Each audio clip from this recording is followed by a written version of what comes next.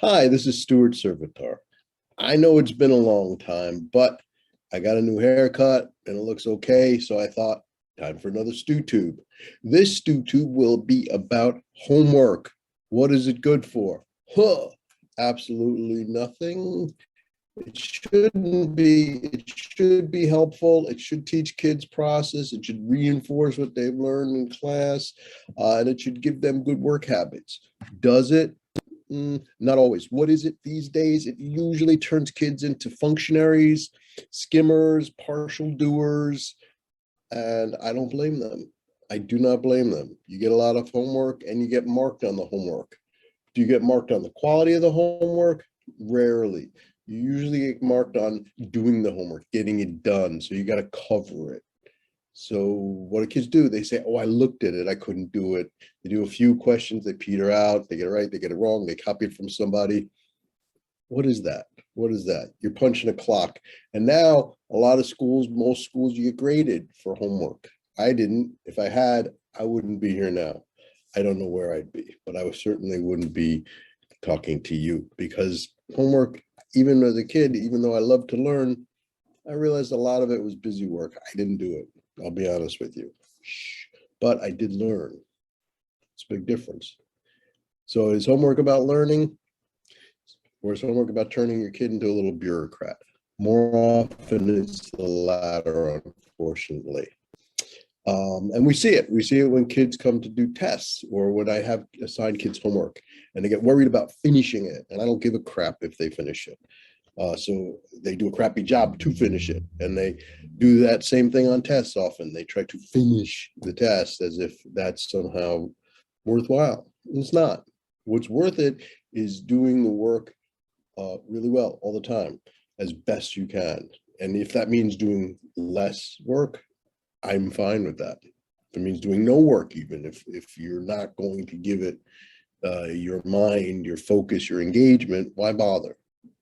What would be my solution? Well, if I had another life, or if I could clone myself, I would start a school and there would be no homework.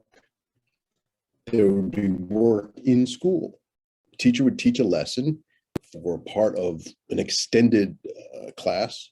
And then for the latter half of it, or latter quarter or third, whatever works out, kids would do their work. And the teacher would be there to help them with the work, to see that they're doing the work correctly. Study halls, come on. Study halls, they don't do the job.